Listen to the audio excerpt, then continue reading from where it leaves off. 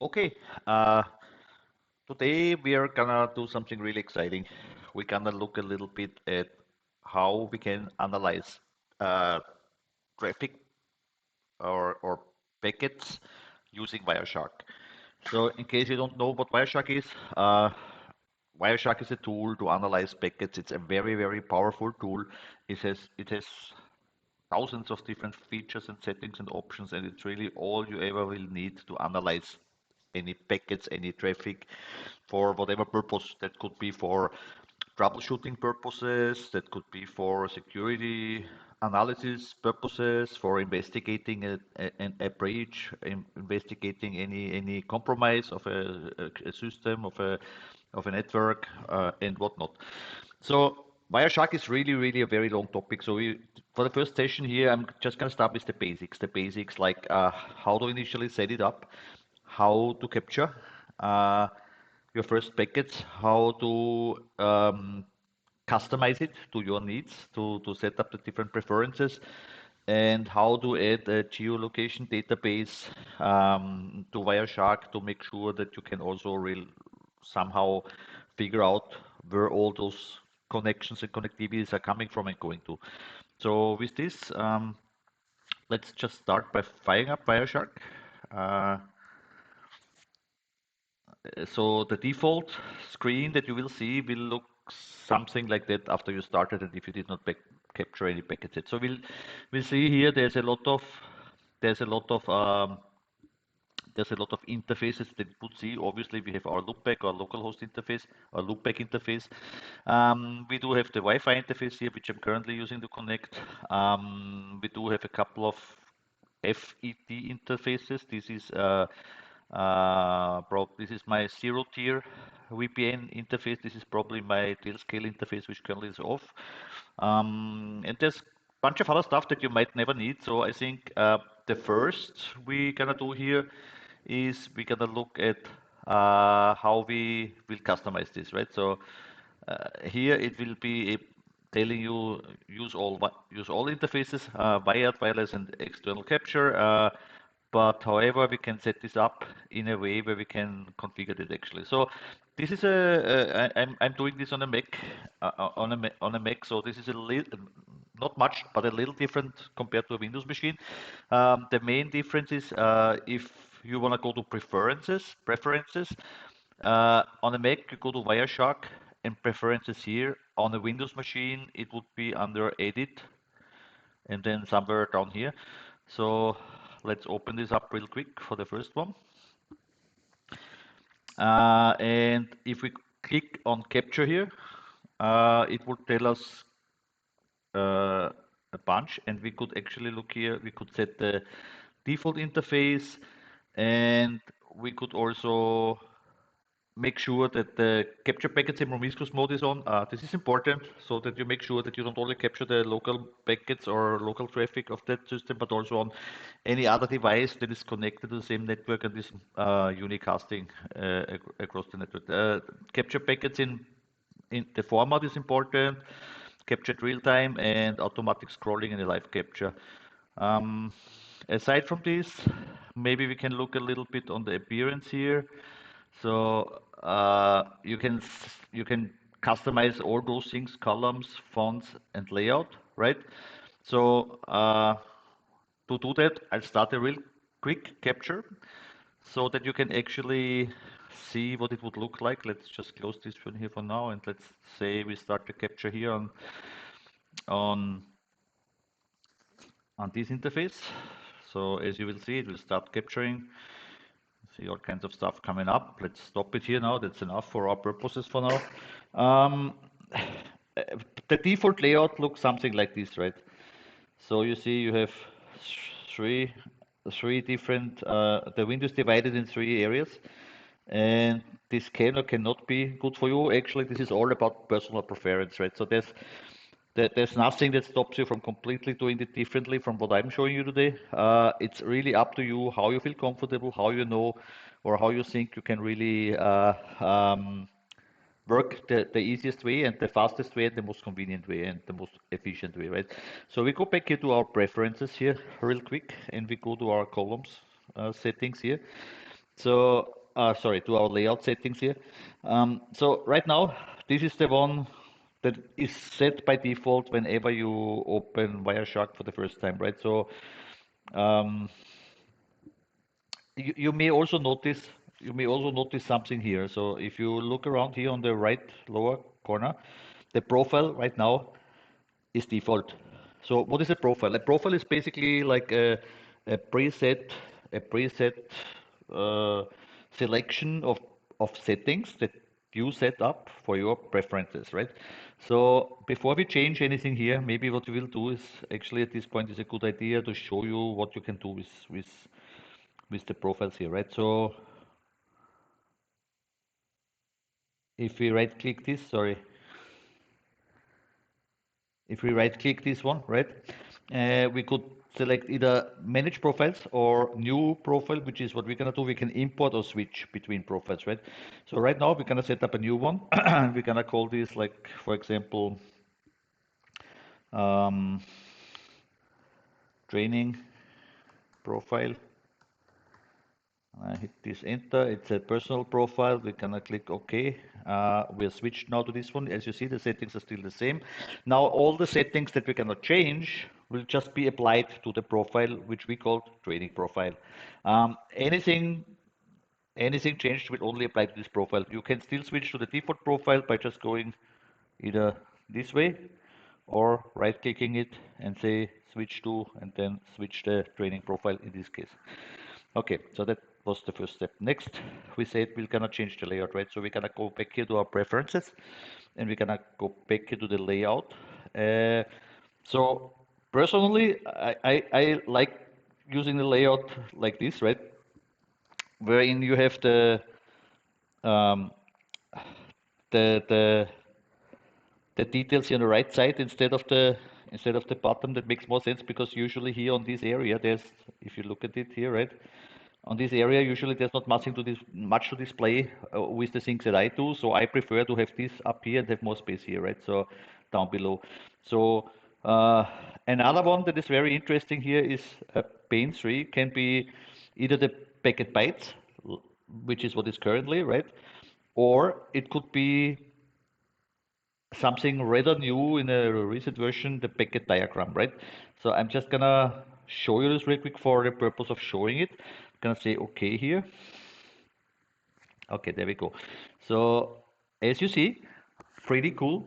It will show you the actual diagram of the different sections, right, of the packet, right? So you'll see here your Ethernet header, you'll see your IP header information, your TCP information, and you can still pull all the relevant data from the details, actually from the details section by right-clicking it and say show field values, and it will then show you all the field values here for this particular selected frame or packet, right? So uh, pretty cool. Let's switch back now uh, to the previous layout. So we choose here the bytes again and say okay, go back to the bytes. So anyway, this is pretty interesting though, right? So okay, we have now captured three things so far. So we have selected which interface are we going to use for the capture. We have captured a little bit of data as well. We then have shown a profile and what you do with a profile and what you can do around here, create a new profile, switch between profiles, all that. And we have seen how we can actually change the layout, the main layout of this one here, which is also quite interesting, right? So another one that is very interesting is let's go back here to our preferences and go to our Fondant Colors, right? So as you can see, you can literally change whatever you like in here, right? So this is pretty cool. It's also pretty useful in terms of customizing it exactly for what you want to see. Because for some people, the scene packet may be the most important. They want to have it in super bright green, and anything that is a strange size, they want it in bright red, for example, right? Um, Let me now close this one here. Another one that is quite uh, interesting and valuable to learn very early on is the columns, right? So the columns here, by default, this is what you get. So if you want to set them up so they're all readable, because sometimes they're kind of moved around, right? You'll click the column, whatever you want to call it, the column adjuster tool, and that will align them all so everything can be read. So the first thing I usually do is I change this column, the length column, with something that we call the delta time column or delta time or however you want to call it. So how we do this is basically, first of all, we're gonna add a new column, right? So we can do this here by going to preferences again, and we're gonna go to columns, and you have all those columns here. We're gonna add a new column, right? And we're gonna call this delta, and then we're gonna choose here is the delta time displayed, and then we're gonna say OK here. And what I forgot to do right now is, and what I'm gonna do right now is I forgot to remove it properly. So we go back here to the columns and we move it up here next to the time. And then we say OK again.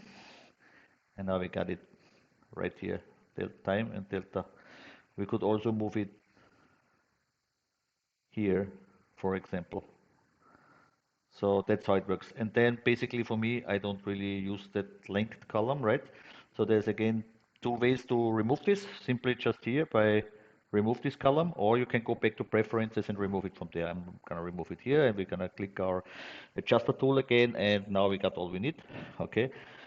So another one that we're gonna talk about now is basically uh, the, the, the the coloring rules, right? So I'm gonna show you how to.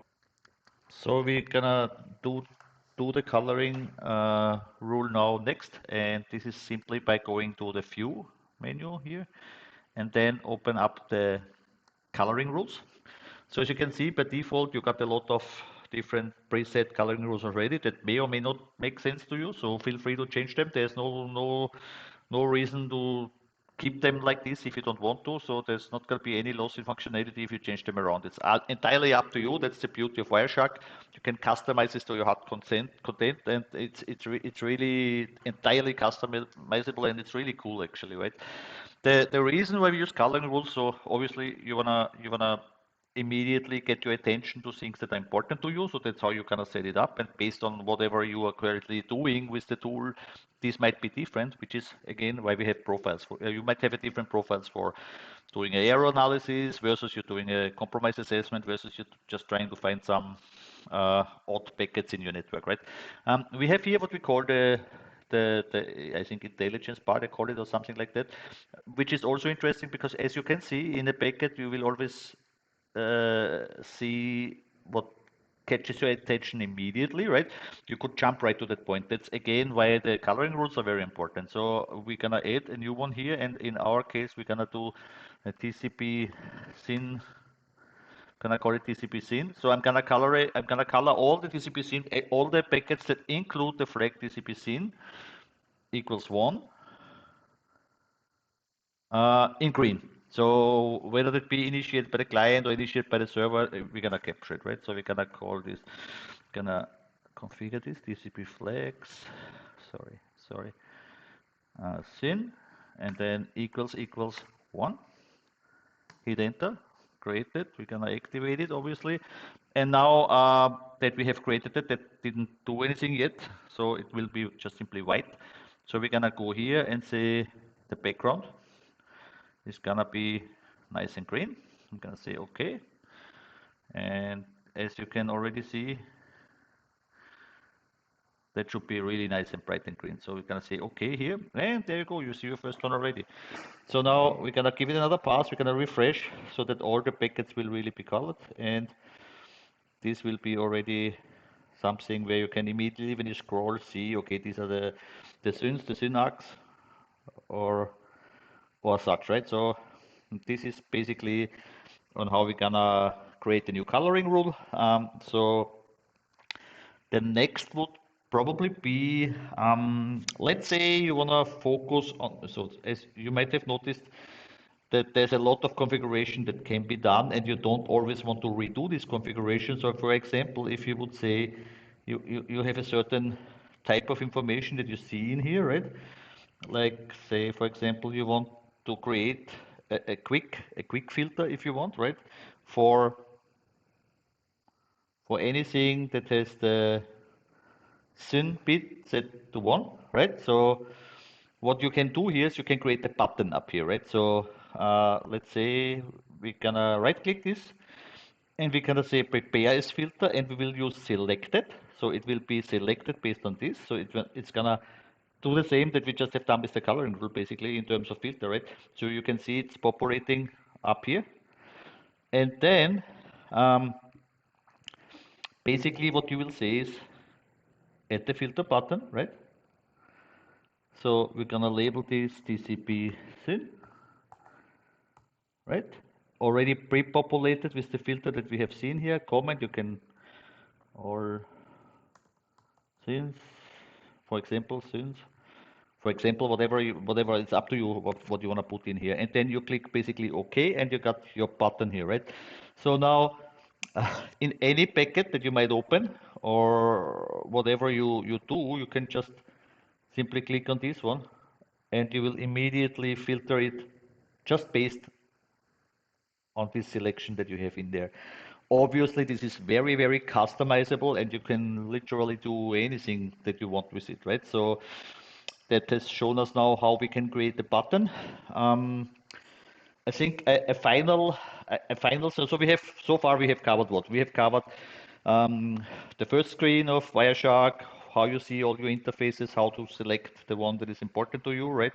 Um, then probably we have covered as well how you lay out the columns here and or how you lay out the columns up here, how you may add the column, how you may also change the design here, how you do a new profile and why you would do a profile. Again, that's for preferences and for use cases, right? And then we have also covered how you add a button here for filters and you can add your heart's content out of this one, as many as you like. I think the last one that I want to show you is to add a geolocation database data into your Wireshark, so that when you go to, let's go here to the ID protocol, right? So we have a destination address here, right? And by default, it just gives you the IP. By adding a geolocation database, and we're using MaxMind for that one, and I'll kind of show you real quick how to do that. We are just simply uh, will be able to actually relate that information with a geolocation database that pulls data from certain sources, and then show you on a map on where that server is located, or where that IP is supposed to be located, right? Of course, we all know IP spoofing and whatnot, right? VPNs, whatnot. It's not always a guarantee, but at least it gives you a pretty good idea in a common use sense. So the MaxMind database is fairly easy to integrate. I think the most important thing you need to check first is you go to Wireshark, you go to About Wireshark, and you check whether or not in your version of Wireshark you have this entry with MaxMindDB resolver, right? The second thing you need to do is uh, basically you search for MaxMind, you'll find immediately the correct uh, site. Uh, I already have an account, so I'm just gonna log in here real quick. And you will see a lot of things here, but basically what you need to do is you need to download the files. There's three of it. So the GeoIP2 ASN, the GeoIP2 city, and GeoIP2 country. Just download those, put them in the directory, and then the next step will be you'll go to Wireshark, and in Wireshark we go again to our preferences. In this case, we go to name resolution and we edit the MaxMind database directories and add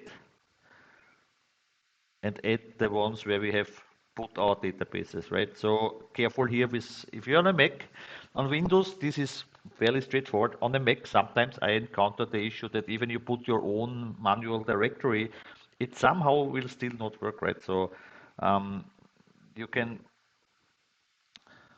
you can have another look at about Wireshark, and you can then go here to your folders, and you will notice here there's three maxima NTP paths, which is the usual path that you would look for it, right?